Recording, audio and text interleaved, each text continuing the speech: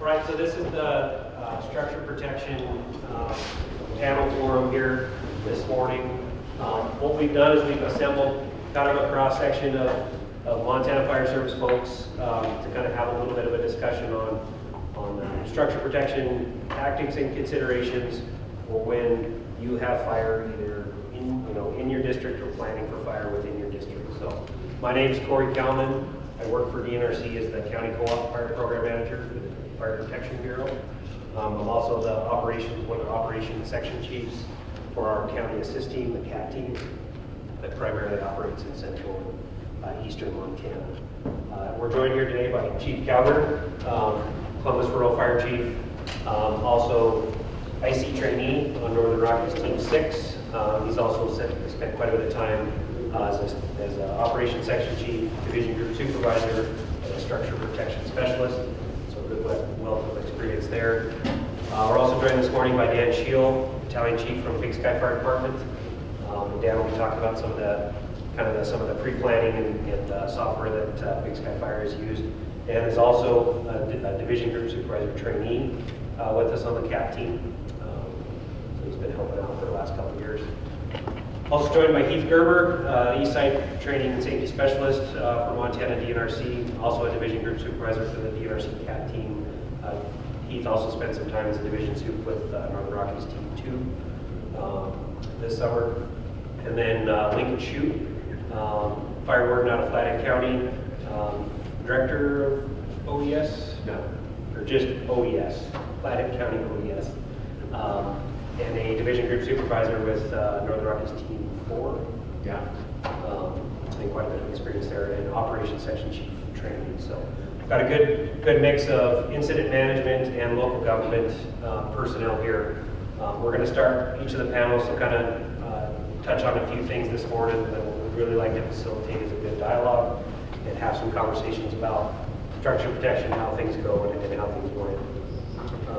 I want to start off just by saying, our goal with structure protection is firefighter and public safety, right? So our actions, anything that we do, is with the intent of keeping us and the public that we serve safe. And we need to keep that in mind as we work through this. A lot of firefighters, a lot of folks get in bad situations, hurt, injured, or killed in situations where we overcommit trying to protect structures. It's important to remember in Montana, we lose most of our structures in probably the first 12 hours of an incident. And there's nothing we're going to do to change that. An evolving, escalating incident is something that's going to be beyond our control. We're not going to have the resources of the organization structure, the command structure in place to manage that like we would like to. And it's just the cost of doing business in fire in Montana. Most of our structure loss in Montana, even including this year, occurs within a 150-mile ring of buildings. We actually don't lose a ton of structures in timber, but when you go to structure protection classes, we teach you how to wrap structures and sprinkler things and do all that. That's not most common, not most commonly where we lose and do structure protection in the state or when we end up seeing the greatest loss. Most of our structure loss is in light flashy fuels, fast moving fires, wind driven events, extreme fire behavior. And again, there's not much, we're going to do that. We're going to give you some tools. We're going to talk about some tools today to think about that. But I think it's important that we keep those things in mind. So, the other thing that makes Montana great is that there's a wealth of resources to pull from. We're good neighbors helping neighbors, agencies helping other agencies helping local government. We work together really well, but what makes those work are the relationships and the time that we invest in those relationships and communication up front.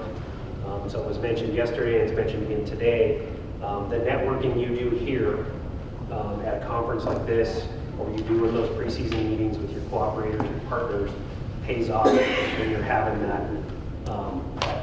fire event in your county or in your fire district. So put the time in now to build those relationships, get to know your neighbors, get to know what they have and what they can send to help. So with that, I'm going to turn it over to Dan to talk a little bit about some of the work Big Sky Fire.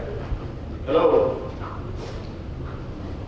So yeah, we're just going to do some quick kind of overview of the way we're doing some pre-planning in our district, how we're collecting data, what's available out there today, technology-wise to collect that. So a little bit about Big Sky. You know, we're a small fire department, pretty small district, got a lot of structures in the interface. For us to really be able to get out in front and do anything, it's all about pre-planning. So the pre-planning tools that we're utilizing, we're using this ArcGIS products. Is anyone familiar using those on a wildland fire or currently using those to collect any data? Yeah. Pretty common with the teams these days. Once you're using it, it's kind of hard to think how you would operate, honestly, without it. So just going to go over the 3 products that we're using and take a quick look at them. Hopefully not bore you with the PowerPoint. Really the only reason it's up is there's a couple screen recordings for those who are not familiar with what the product looks like, just to give you an idea. So these are this ArcGIS product. We're using Field Maps, Survey 123, and Quick Capture.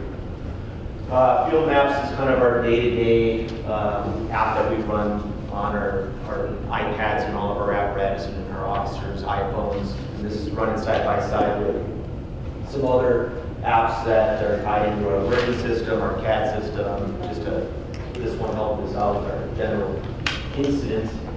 And it's basically a map viewer. So it's going to look similar to any other product that you've seen with the map overlay, and then any layer you want to add to it, any data you collect through these other apps, Survey, Quick Capture, then populate live time in the collector, or what's going to be updated to be called Field Maps here shortly. So we run these in all of our apparatus, and you know, it's our, like I said, we can view our structure pre-plans, company inspections, and specifically for this conversation, the structure triage component. And this can both collect data on and offline, and then able to share with other agencies to expand incidences. This is just a view of it running on my iPhone of our just in town there. What it looks like, general map stuff. The beauty of it is to be able to switch between the layers, the base maps that you want to look at. So through the wildland standpoint, having the aerial imagery is really going to help you. I feel that it's pretty accurate and up to date for the most part. Some structures might not be there. And then where all the different layers that we collected data on or pre-planned that we're looking to draw up to assist us on an incident, but specifically the triage piece. And then the 2 products where we're really emphasizing on the pre-planning is the Survey 123, where we perform the wildfire risk assessment, and then also on the operational side of our organization, which we'll get to in a moment, a little less detailed survey. So this is done, the emphasis obviously being on mitigation. It's really work with the homeowners, but defensible space, mitigation, how to harden their property, giving them a very detailed assessment of what their home and property look like. And this is a very detailed process that's going to be done on the community prevention risk reduction side of our house with FPG and Cathedral. Generally speaking, if you could see that, apologize. It's your standard information as far as the structure, the property, take detailed photos of it, the interface there as far as the canopy, the surface fuels, ladder fuels, just general vegetation of the house. And it's really designed to give feedback to the homeowner about just the mitigation, what they need to do to make their property have a chance. So not something we'd be using live time in the field. And if you're interested, for the purposes that this is a new product, you can scan that code on your phone from probably where you're sitting and pull up the survey if you're interested. But from an operational side, this is where our crews are going to be out pre-planning, potentially alongside when that risk assessment is being performed, and you know, just becoming intimate with your district and super familiar with the target hazard areas. 90%, 90+% of our district, like I said, is in that interface intermix, and very light staffing to deal with it. So if we can go out in front and triage these areas, these homes, these subdivisions, it kind of gives us a chance from the initial attack to maybe being able to shuffle resources to incoming mutual aid to really understand where we're both best going to be able to be positioned and be in the most offensive position. This survey differs from the risk assessment in that it's now tying the triage category to the structure itself, and then if appropriate, tied to the tactics that we would be using to deal with their primary, secondary tactics. I apologize, this is blurry. When I did it, it was not easy to monitor. But again, it's going to create an address point. It's going to classify the structure, access, water supply, safety zones. Is there defensible space, general hazards, basic fuel type, basic size of the structure, and then at the bottom here, the triage category, and we're using the 4-piece, out of the IRPG, and then to tactics.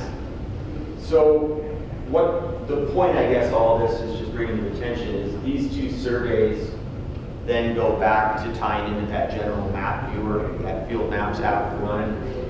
And so live time, either pre-planning in an incident, as crews are working somewhere, ECIC or another crew could be looking at this data, already have a plan, like, hey, we have very limited resources here, fire's gonna impact this area.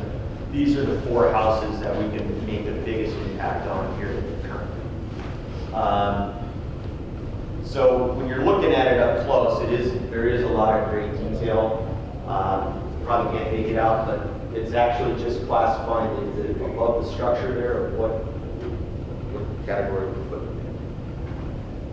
So we spent a tremendous amount of time in the off seasons going around and keeping that up to date. Of course, we have backup stuff, probably like all you guys do, still doing stuff on paper. We did this for a lot of years just on our county atlas pages, our 11x17 maps of going around our district and actually just triaging structures pre-season. But it's really hard to get that information out and pass it along within our own organization during an incident, but certainly with mutual aid partners. And again, the backup there. So the final one, the quick capture app, this could be used in real time. Once that app opens up, it's literally just the one selection of the triage classification that you're going to use, and then live time is going to push that GPS location of the structure into field maps, and then you could be sitting in an IC, command vehicle somewhere, and this stuff starts populating as crews are being working. And it's all about pre-planning for us. So thanks a lot. Just wanted to introduce you to that. If you guys have any questions, not sales pitching the product, but I think once you start using it, it's kind of hard to walk away from it. There is a little bit of money involved, and there's an annual subscription. But even to just hit the ground running with maybe one of your folks in your organization to go out and collect that data is good pre-planning. Questions with these products or anything else that you guys add? And we'll have a little bit of time at the end, hopefully, for some discussion. So, thanks, Dan. Yep. I think, Big Sky's probably on the leading edge of some of this situational awareness gathering and pre-planning for some of their districts. There's still a place in every district to gather that situational awareness, understand what your wildland-urban interface problem is, and even if it's not WUI like we think of WUI in the traditional sense of trees around houses and wood piles and shake roofs and all those kinds of things, but what are we going to do to protect these structures out there? Getting ahead of the game is all what we're talking about here. To be successful, it's that pre-plan, it's knowing and understanding what's in your district and talking through about how we're going to handle this problem. You know, a ranch or a farm out in the middle of a field still requires the same amount of planning and forethought for structure protection as a cabin in Sealy Lake. We need to think about that because sooner or later you will have fire in your district and you're going to have to make plans, you know, to how we're going to address and protect those structural tactics about how we deploy that be a little bit different.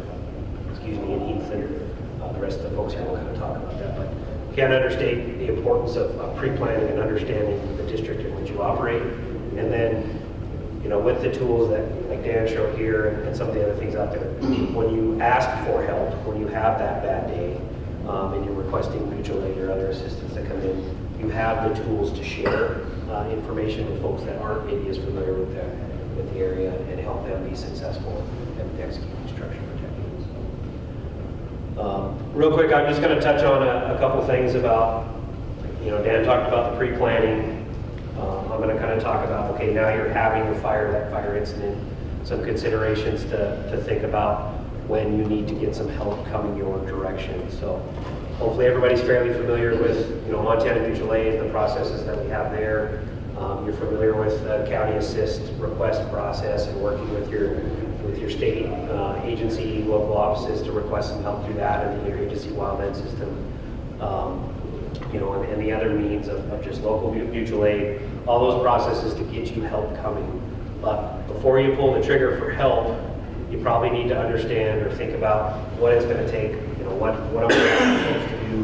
Where are they going to go to work? What am I asking them to do? How are they going to do it? How long are they going to be here? And what do we really need? So before you pull those triggers for help, put some thought into some of that really quick. Do I need structure engines? Or do I need light and fast, you know, type 6 brush truck type engines? Because we're covering a lot of country, we're going to be bumping from ranch to ranch to ranch, those kinds of things. So put some thought into that, formalize your request, you know, clearly make that request to some help. You know, again, the Mutual Aid Blue Book, there's a lot of places in there where we can call, punch people for help, or numbers we can punch in for getting some help. Your state and federal partners and their connection to the interagency dispatch centers to get additional resources coming your way. But those things all take time, right? So it's a balance of when do I order them so I can get them when they can be effective, not ordering them too early because nobody likes to get ramped up for a mutual aid response to the neighboring district for structure protection and then nothing happens, right? That's nothing more frustrating. You do that twice, pretty soon your mutual aid partners aren't going to respond anymore. So it's that balance and things you need to think about before you order. The other piece of that is always order or ask for command, you know, help. You know, chief of party, point of contact, task force leader, whatever you can get, captain, you know, lieutenant, whatever overhead might be able to send with those resources, because as your organization grows, and that incident continues to escalate, you're going to need that help to manage that group of resources, and as they come in, you can start organizing some of that. Don't be afraid to ask for the help. There are people in the state and in the agencies and in your neighbors that are willing to help and can help you organize those things. Don't get sucked into you know, the tactical part of structure protection. Losing an incident or an incident escalating within your district, you know, it's time to step back and start looking at that big picture, because help might be a little bit further. Think about the tools to set up those incoming resources for success. Again, preloaded maps, pre-plans, the county road atlases. Those are very handy tools. You can make some copies. You know, can you plug one of your local firefighters in with an incoming strike team from the neighboring county to help them understand and get moved around this particular neighborhood, or you know, this particular drainage and road system or valley.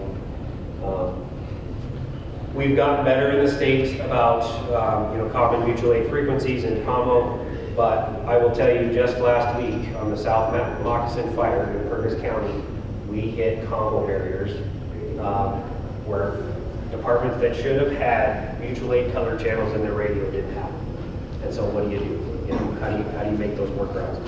You know, we're handing off radios, or you know, loading radios to folks. You make it work in the field, but think about how we're going to do communication, and how are you going to do communication if it's not line of sight? You know, we're not going to be able to get through on a direct non-repeated mutual aid color channel. What's the command frequency going to be? That goes back to that pre-planning. Let's talk about how we're going to do common with our neighbors, because that becomes even more important in structure protection. I think we've gotten complacent in some areas, just operating on our local tax and local frequencies, local radio group banks, that we're not prepared to go help the neighbors in some instances. And I'm not saying everybody's that way, but we have big pockets of that across the state. And then lastly, when you ask for help, folks are taking time away from their jobs and their districts, leaving areas uncovered back home. Be respectful of their time. As soon as you don't need them, as soon as the threat diminishes, cut them loose, get them back home. If you keep your promises, at the front, the requests that you make up front, they're more likely to come help you. Resources are more likely to come help you in the end.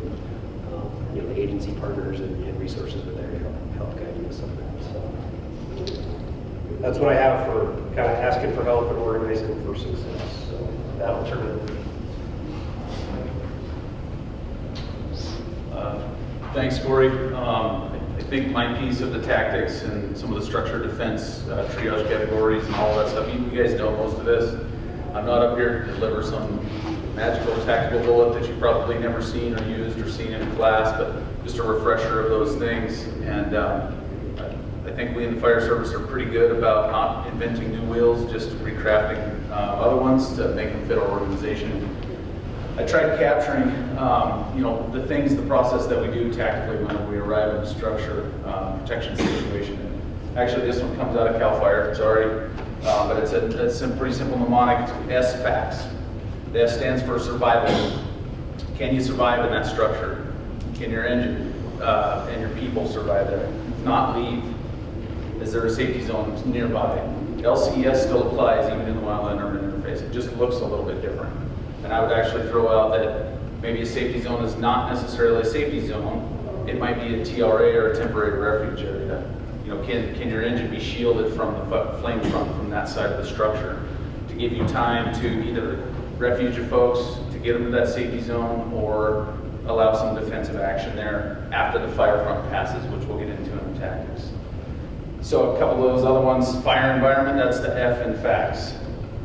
Are you, given the weather conditions, able to fight this fire safely and effectively? I think this season, 2017, some of the other seasons show that sometimes, guys, it's just, we will do better if we don't put people in there. So keep that in mind, keep that in the back of your mind. Access, how's your access? Everything we learned in 215, right? One way in, one way out. Do you have proper turnarounds? If you order the strike team pavement queens, do you have proper turnarounds for those engines? Or do you have the light fast Eastern Montana type 6s? Even in, like Rodney can attest to this, even in Richard Springs, type 6s don't always survive bridges. So think about that as well. Adequate width, bridge limits, drainage, drain ditches, culverts, those type of things. Construction clearance. Are we fighting a losing battle? We get really augured in. We as firefighters want to do this. As organizations, we have a lot of time, money invested in our communities, and we want to do the best job that we can to the folks that we serve. Are we fighting a losing battle with construction clearance? Do we really think about that type of stuff? And it goes to Dan's pre-planning piece of, do we make honest assessments whenever we go there? Time constraints. Let's see. I come from an Eastern Montana background. We are Gordon Graham's, no time to think it through most days whenever we go out there. Not to say that that can't happen in Western Montana, but as Cory alluded to, all the structure loss, at least for several years, have occurred within about a 150-mile radius of Billings. Light, pine, savanna, grass, fuel model, no time to think it through, spread out over significant distances. So yeah, do you stay or do you go? Your tactical decision is based on these things. So if any one of these, think of them like a big checklist. If any one of these isn't checked, consider that leave, or do what you can, prep and leave. If it's safe, yeah, stay. California eliminated one of the structured triage categories. I don't necessarily mind it. The 4 that we've all grown up with in IRPG, still a great resource there. I've got one here. They have the 2 defensible and 2 non-defensible categories. And guys, as I mentioned, LCS still applies. Entrapment avoidance, you still have your 10 and 18 in place. Do you have a decent spot for a lookout? Are we relying on aircraft for that lookout? Fortunate enough to get to go to Canada. It's flat as eastern Montana, but trees, so you had to rely on aircraft for that type of thing. You know, so all of those things, we need to be thinking outside the box a little bit. Richard Springs was moving so fast, your lookout was posted 10 miles behind you. Keep bumping that person forward, or think of a different way to make that work for you. And then we go into the structure, defense, tactical actions. You know, a couple of these, you can use them concurrently. You might have a non-defensible structure. You check it, you go, and you, as Lincoln alludes to on one of our calls, that post-fire front follow-up, you know, checking those structures. The NIST study that came out of the Waldo Canyon fire in 2012, just based on geolocations of engines and where they were fighting the flame front as it moved into the Mount Shadow subdivision.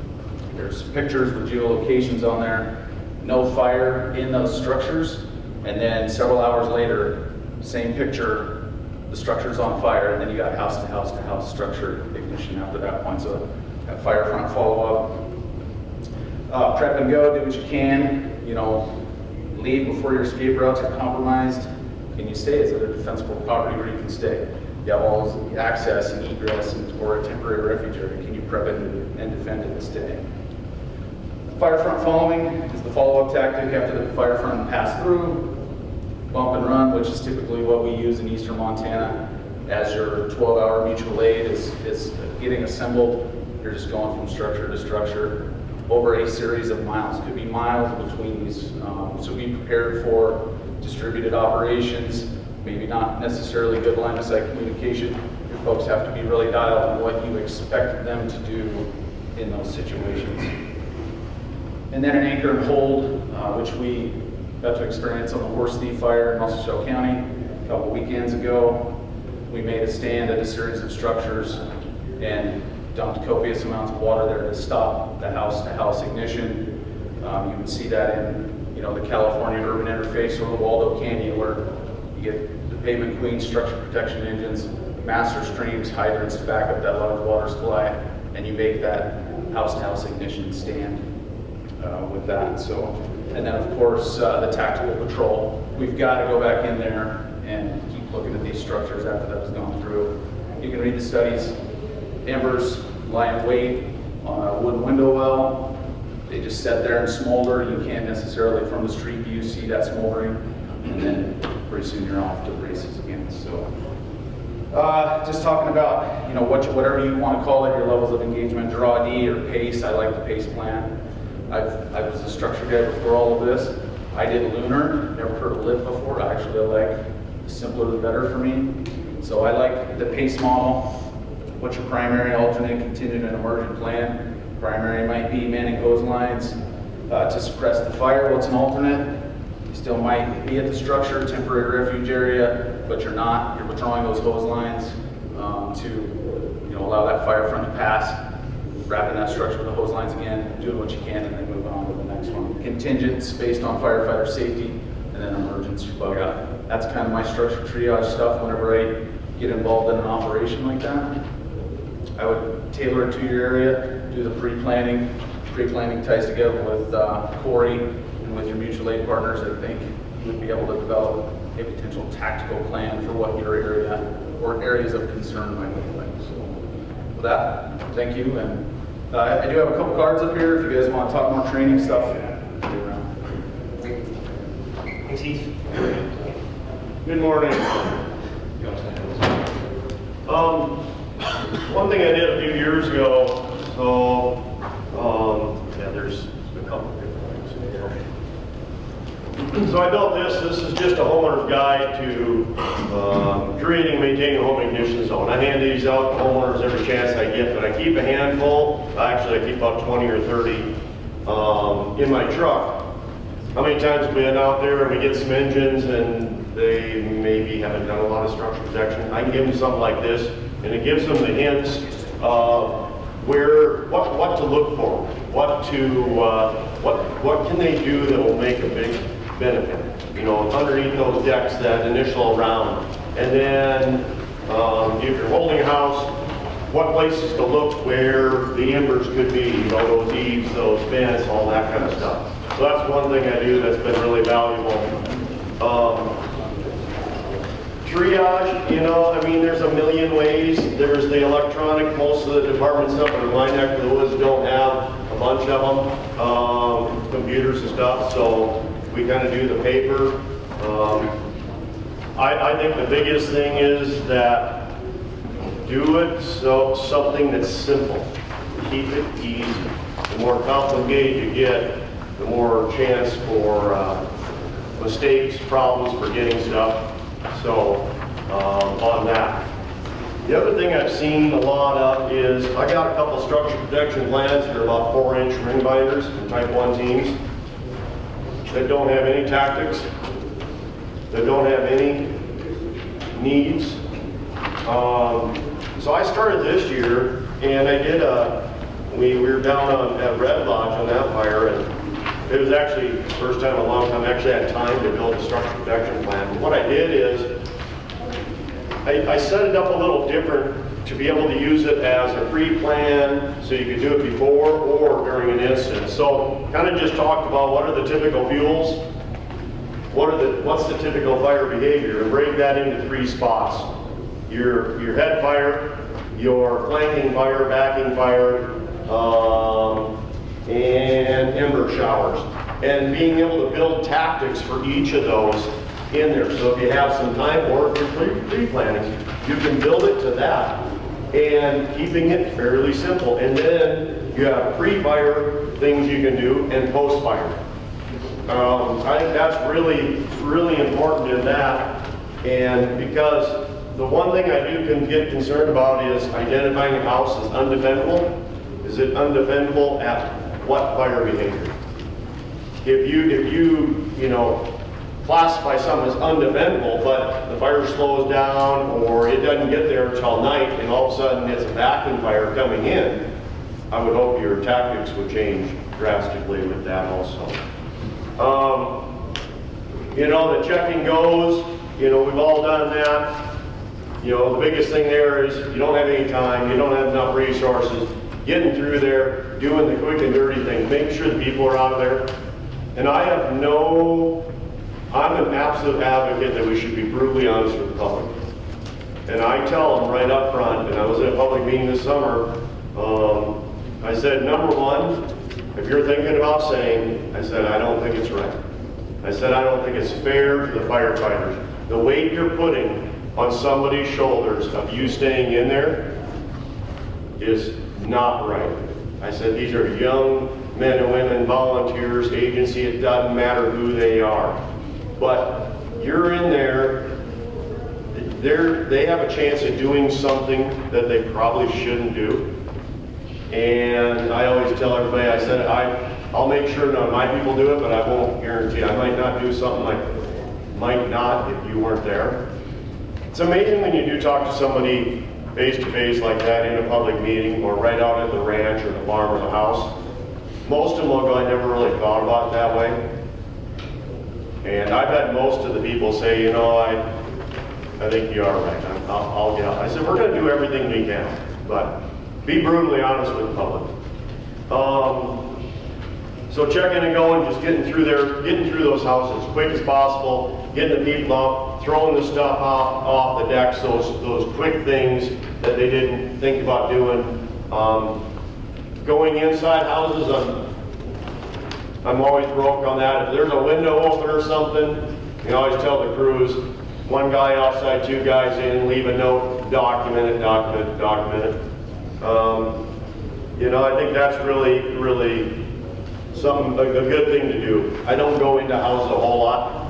I don't know how many times I've had people go, well, you bringing a crew in or a bunch of engines in to work around the house? And I look at them and say, I've never seen you in my house doing anything around my house. And I'm dead serious with them. I mean, and that's what we need to be telling the public year round. That's your personal property, that's your personal responsibility. I don't cut trees around houses.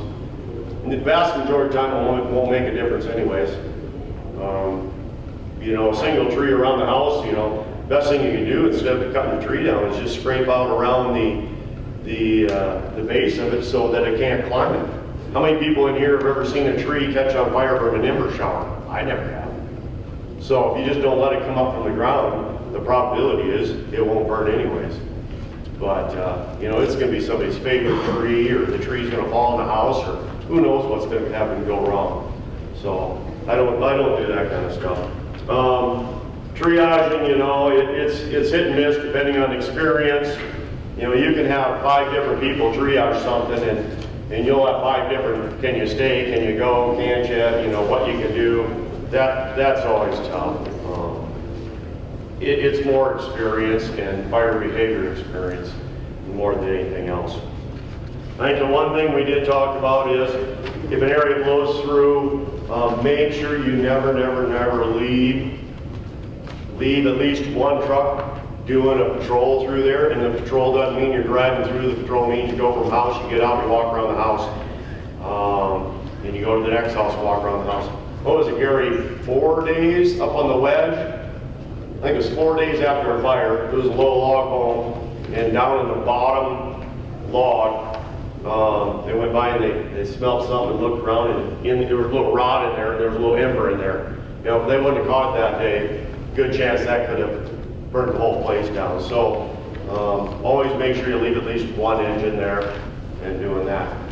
The other thing that I found really valuable is, I mean, it's something that if you haven't been through an interface with the heavy smoke, the everything, it goes to dark in the middle of the day, is take that subdivision, take those homes and start dividing them up and make zones, and identify a task force or a group of engines that's going to handle that zone and this zone, and you can move from zone to zone, just make a map for each one.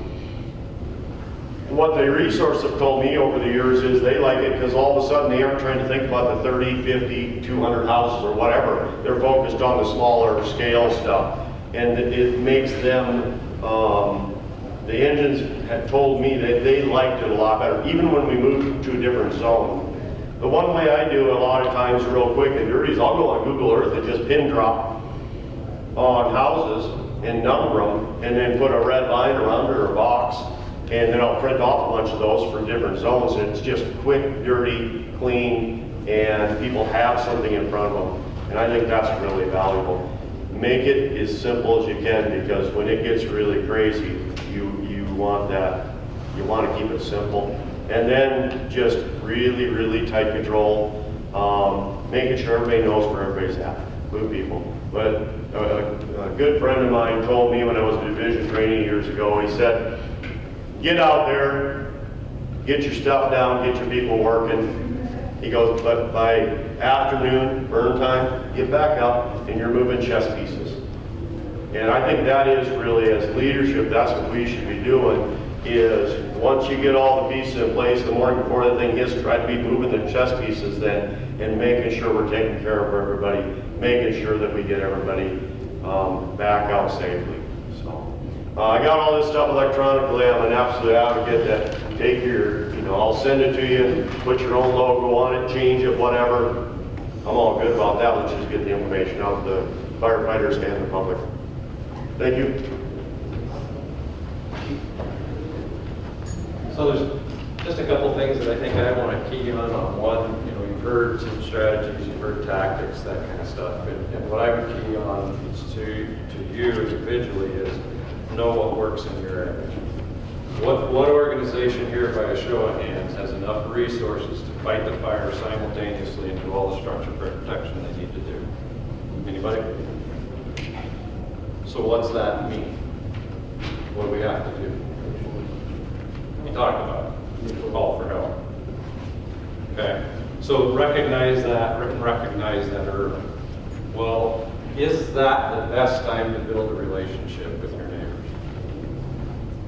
Stress, heat, smoke, anxiety, tempers, kind of all go along with that kind of stuff, right? So really, what are our two best, work on. What are our two best strategies and tactics for structure protection? Put the fire out, or prevention, or mitigation. That's 3. Prevention, mitigation are actually 2. So take the off time before the event starts to really figure out what our districts look like, right? We looked at Big Skies, or we were showing an example of Big Skies model. And that's great when you can do that kind of stuff. But for those of you that know me in my off time, every now and again I fly a little bit. If you get a new airplane and a new instructor going through lessons, they have what they're calling glass cockpits these days, which is really cool. All the gauges are gone. It's all on the TV screen. It's really neat. Touch things and this and that on the line. What happens when all that goes away? Yeah. So a good instructor for flight instruction will teach you to fly by visual recognition, right? Look out the window. Recognize what the landmarks are, see where you are, see what you're up against, kind of stuff. Don't rely on your instruments because all that can go away. Cool system, but what happens if we don't have that ability? Or that system goes away. Right? We're right back to the basics. So as local fire chiefs, local fire organizations, it's incumbent upon us to look at our districts, know what those exposures are out there to us, and know what our capabilities are. And I wholeheartedly agree with Lincoln in the aspect of going, we need to be brutally honest with our public sometimes, because a lot of times we want to sit there and go, don't worry about it, we'll take care of it, we're the fire service, right? And the reality is I've got 2 trucks, one of them doesn't start half the time, and 3 people that show up within 25 minutes of the call. And we don't want to tell people that, but that's reality. So in the prevention side of things, years ago we did the Ready, Set, Go pilot program in the state of Montana. And that was part of that process, is getting our public to understand what our capabilities are during the event, and how much we need our public to step up for that mitigation side prior to the event. Beautiful thought process is saying, you weren't there helping me on my house, why should we help? I mean, that's probably not the most political thing to say, by any stretch of imagination. But really, our biggest emphasis probably should be on that mitigation side of things, on the front end of things. And I look across this room, and we've got a whole different landscape from one end of the state to the other here in this room. And I think sometimes our concept of the wild and urban interface, we keep thinking, well, it's all in your neck of the woods with houses and trees, and that's not the case. Richard Springs. I mean, you guys got some trees out there, but by and large, you burn most of them off. But we got to look at that concept of what truly is wild and urban interface. In my mind, if I can't stretch a supply line from a hydrant to it, it's probably wild and urban interface in some form or fashion, right? So really, our real good job of structure protection is getting out there and hammering to the public what they need to do to help us to do our job. Pretty simple, right? There are programs out there. You heard the governor talk about healthy forest management. In our particular organization, a couple of the other organizations, we run mitigation crews in the summertime. So we can get our folks out there to help people, whether it's through just consulting work or actual hands-on work to help thin out some of the fuels, help mow lawns, whatever the case may be. And then secondhand, that gives us a support system of additional people in the summertime to be able to help with these wildland fires and everything like that. Been a hugely successful program for us with the Healthy Forest initiatives and through the programs with DNRC and our federal partners. There's monies available to help try and put together programs like that. Does it fit for everybody? No. But again, that's part of understanding your own circumstances. We could sit up here and talk tactics and everything all day long. The reality is the pre-planned side of that is the best thing you can do is get your troops on the ground out there and look at what's out there. And think about it from multiple different aspects, like Lincoln brought out. What's that capacity that you have? Is it one-dimensional? Probably not. And that's part of some of the problems with a real strategic pre-plan. If we don't keep it up and we don't train on it, is we look at one thing. Here's the fire, or here's the house. It's going to come from the west because that's our predominant direction, and it's going to be a running crown fire. We can't do anything with it, so we mark it off and go away. Or we get that weird wind shift and it's coming from the south and it's on the ground and we can manage it and we can keep people in there, you know. And so walk through those scenarios with people prior to the event happening, okay? To me, I think that is some of the biggest takeaway in what we do. Actual structure protection on the ground is reactionary, right? As Cory mentioned, the first 12 hours is probably where we're going to hit impact the largest. If it's beyond that, we've got resources coming in, we've got teams coming in, and they have that ability to do that strategic long-range planning kind of stuff and do, you know, the sprinkler system and everything. Any of our organizations set up to really set up a good sprinkler system in a short period of time? Anybody have sprinkler systems? A couple of us did after some of the big fires in 2000, you know, but I think most of the sprinklers are people's yards and all that kind of stuff. But those are tactics that they're out there, but they're just tactics and they're all reactionary. So the best investment is doing it proactive. What I will tell you a little bit from the higher level the team standpoint, as Lincoln mentioned a little bit, you know, our pre-plans, make them simple as possible. If you expect to put together a package for somebody to come in and help you, and it's that thick, what do you think happens to it? Probably still have some floating around in the backseat of my pickup from previous fires, because it just doesn't get ready. We don't have time to look at it and everything. And just like on a good EMS side of things, you transition to a patient to another EMT or medic, what do? They reconfirm everything that you just did, right? So don't be offended if we come in and go, thank you. And we just send people out in the field and do it all over again. Because we're going to verify, we're going to reaffirm, we're going to take a look at the situation, given the circumstances and the resources that we have. Okay. Now we were on a fire down in Colorado, and it was another one of those fires that we had 5 teams go through or something like that. And this is just an example of it. When we came in, they came in and said, here's the structure protection plan that we put together for all the structures that we had. And it was literally about that thick. And as the structure protection guy down there on that fire went through there, I'm not sure we were on the same fire. Because they had homes marked undefensible that I would sit there and go, I put my brand new guys there. And other homes that they say could be defended. And you're like, you know. So my point is all of us could stand up here and tell you what we think, but it's really going to become a matter of what you think, what you see, what you have the ability to do when you get there, kind of stuff. And so we'd love to give you the silver bullet as to how this all operates and everything. But I think the key takeaway would be build some relationships, be honest with your public, do what you can beforehand. And there was another one. And that's what happens when you start getting older. And just verify for yourself and do what you can when you get there. I consider myself a fairly aggressive structure protection. I think Lincoln probably is too when we come to that kind of stuff, because we understand the value of that. The nice thing I think that Lincoln and I bring sometimes to our teams is that we're local government. And when our federal partners come in, they look at sometimes structures as just those other things that are out there in their way.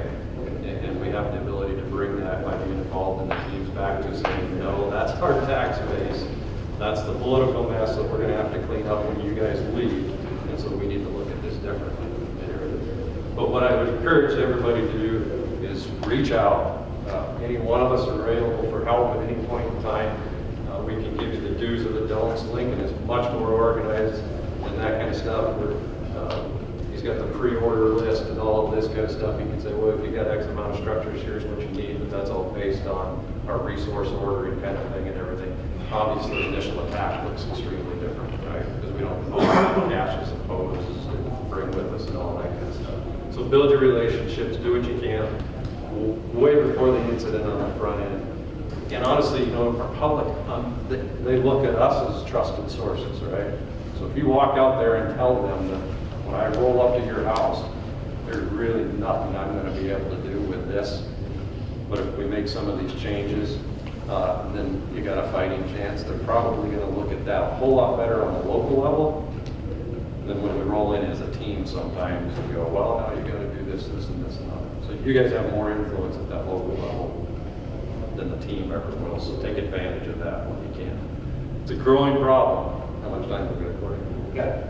I was gonna say, it's a growing problem. We know what COVID has done and the influx. We see the people moving into the state. It continues to be one of our #1 problems that we see is that wildland urban interface not going away anytime soon. Kind of stuff. It will come to a gator near you if you haven't been involved in it already. That kind of stuff and everything. But key thing, really build those relationships right now. Understand the capability of your folks.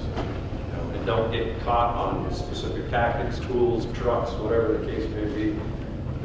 You can all, with the tools that you have available locally, you can do some amazing stuff and everything. Now, just a little story, because you guys know I can tell a story as well. I've got a buddy of mine that's on the Heath Volunteer Combination Officer Section board with me. That's from Houston, outside of Houston, Texas, and he keeps asking about these wildland fires. He's like, why do you guys do all that work? He said, we just put all of our ladders up in the air and squirt them out. I'm like, well, you don't understand. You have to have a water supply to do that, right? So that's kind of a joke that we go around. But the funny thing is, if you think back 2011, when Texas had their firestorms, and even back to Colorado Springs and the Walden Canyon fire, a lot of our straight structural departments don't get it. And I don't mean that to be disrespectful, but they go straight into that structural firefighting mode rather than structural protection mode. It cracks you up when you see this conglomeration of homes 3 or 4 deep on fire, and you got ladder bikes up in the air, and guys doing their normal thing. And it's like, at that point, it's called triage, right? It's kind of like a medical situation. Some are going to survive, some will die. And that's what we got to be truthful with ourselves too. We probably can't save them all. So that's why I say get out there, work with the public before the event, and do the best you can. So I'm available any point in time with any questions. We're pretty short on time, and I want to make sure we get you out of here and get you on to the next couple sections. But close with a couple things.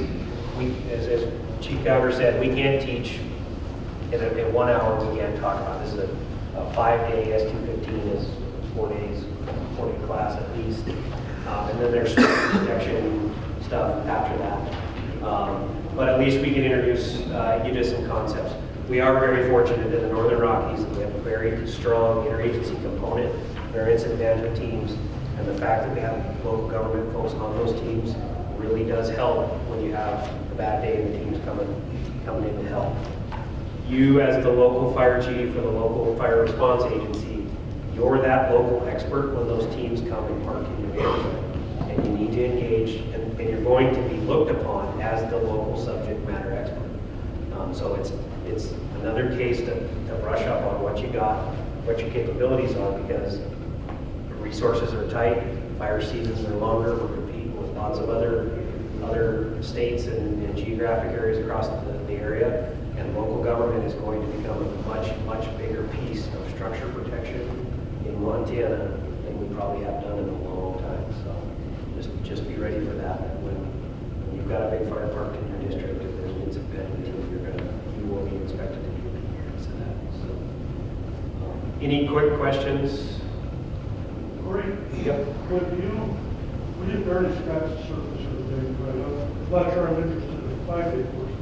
Would you guys consider doing across Montana, maybe a series of them, like 2-day, aimed at local governments, getting them better prepared for both triage and suppression?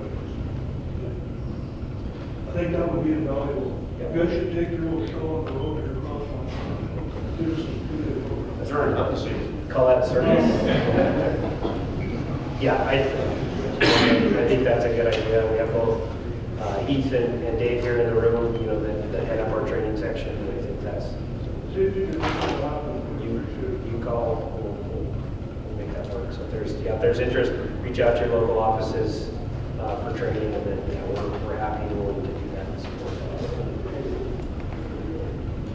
that. Other comments or questions?